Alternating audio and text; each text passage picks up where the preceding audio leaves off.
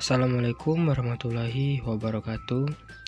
Saya Andre Ramadan dari kelas R001 Kehutanan dengan NIM L1A1200006 dengan mata kuliah Silvikultur. Pada pertemuan kali ini saya ingin sedikit menjelaskan pengetahuan saya tentang perkembangbiakan tanaman. Perbanyakan tanaman. Pengertian dari perbanyakan tanaman. Perbanyakan tanaman atau pembiakan tanaman adalah proses menciptakan tanaman baru dari berbagai sumber atau bagian tanaman itu sendiri, seperti biji, stik, umbi, tunas misalnya, dan bagian tanaman lainnya. Tujuan utama dari pembiakan tanaman adalah untuk mencapai pertambahan jumlah, memelihara sifat-sifat penting dari tanaman itu sendiri, dan juga untuk mempertahankan eksistensi jenisnya. Ada dua cara untuk perbanyakan tanaman, yaitu perbanyakan secara seksual atau generatif dan perbanyakan secara aseksual atau vegetatif. Perbanyakan tanaman secara generatif. Perbanyakan tanaman yang dilakukan secara kawin ini atau seksual antara benang sari dan putik melalui proses penyerbukan. Penyerbukan akhirnya terjadi pembuahan, terbentuklah buah dan akhirnya terbentuk biji. Dan biji inilah yang digunakan untuk perbanyakan tanaman.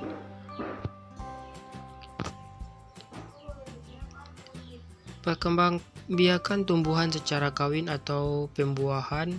Proses perkembangbiakan generatif ini membutuhkan alat kelamin jantan dan alat kelamin betina. Seperti apa alat kelamin jantan dan alat kelamin betina suatu tumbuhan? Contohnya dari perkembangbiakan generatif seperti pohon mangga, padi, dan juga jagung. Generatif tumbuhan seperti pada bunga benang sari atau yang kita sebut dengan alat kelamin jantan suatu tumbuhan, dan putik adalah alat kelamin betina dari tumbuhan itu sendiri. Keuntungan dan kerugian dari perkembangbiakan secara generatif. Keuntungan itu sendiri ialah cara paling murah dalam pembiakan suatu tumbuhan. Pembuayan viabilitas dalam jangka waktu yang lama. Pertumbuhan tanaman kuat karena pola perakarannya dalam sehingga lebih tahan terhadap kekeringan. Masa hidup atau umur tanaman lebih panjang dibandingkan dengan tanaman yang berasal dari perkembangbiakan vegetatif. Kerugian itu sendiri menghasilkan tanaman baru dengan sifat yang tidak sama dengan induknya. Bibit yang dikembangkan dari cara generatif memerlukan waktu yang lama untuk memasuki fase reproduksi selanjutnya.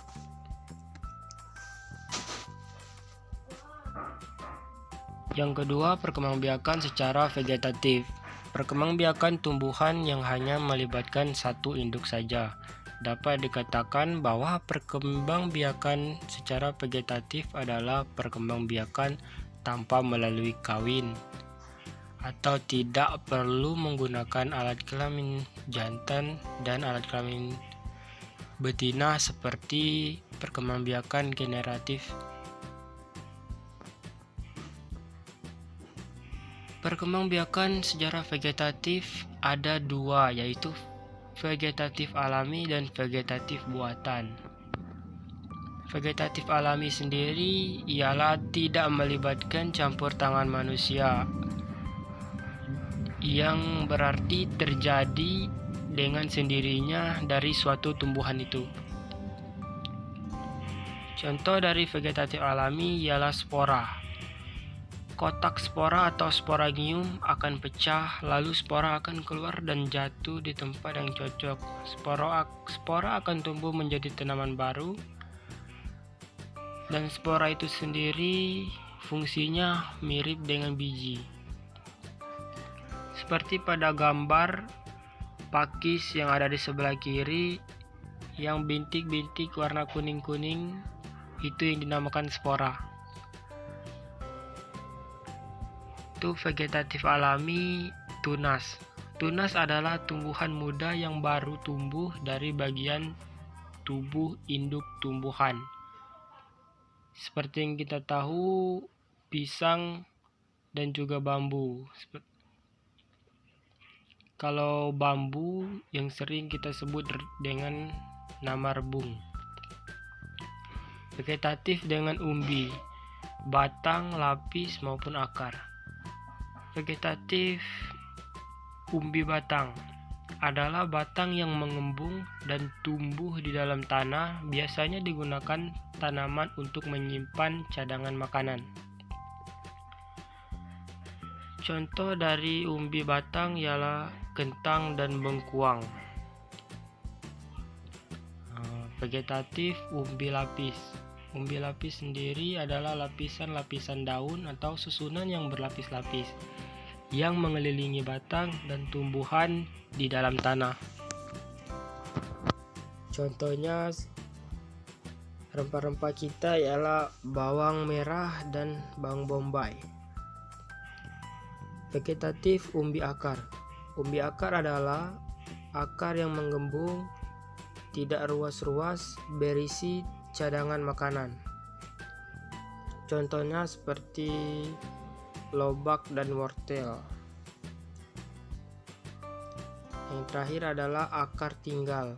Rhizome adalah batang yang tumbuh mendatar di bawah permukaan tanah, berbentuk mirip akar, berbuku-buku atau berluas-luas.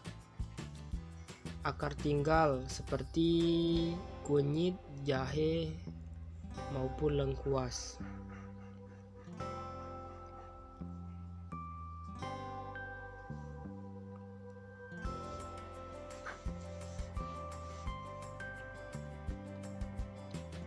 Vegetatif buatan atau melibatkan campur tangan manusia.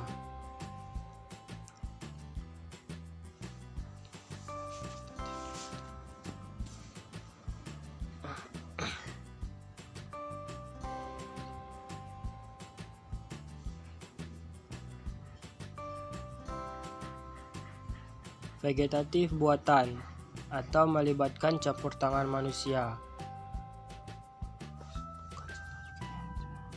Vegetatif khusus.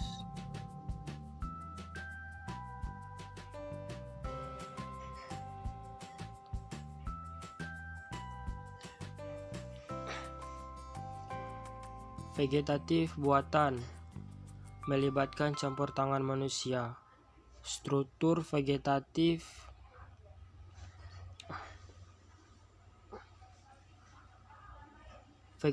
buatan atau melibatkan campur tangan manusia.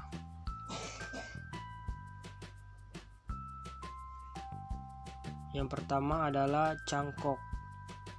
Mengusahakan batang tanaman berakar sebelum ditanamkan ke tanah.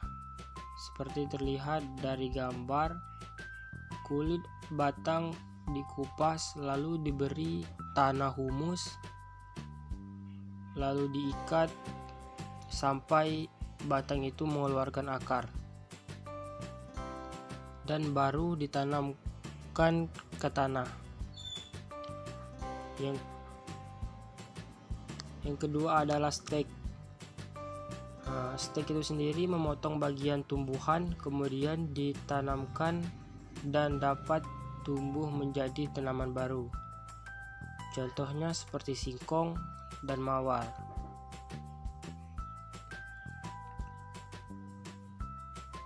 Contoh lainnya ialah tanaman tebu. Sambung.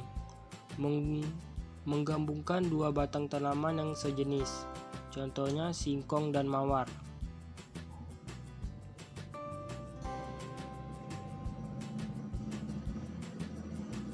Dan ini adalah contoh bunga mawar yang menggabungkan dua batang tanaman yang sejenis. yaitu tanaman mawar merah dan mawar putih. Keuntungan dan kerugian perkembangbiakan secara vegetatif. 1. Lebih cepat berbuah daripada tanaman dari biji. Tanaman dapat dikembangbiakan tanpa menunggu berbuah terlebih dahulu. Dapat menghasilkan tanaman baru yang seragam dan memiliki sifat sama seperti induknya. Dapat mengembangkan dan melestarikan tumbuhan walaupun tidak menghasilkan buah ataupun biji, contohnya pisang dan nanas.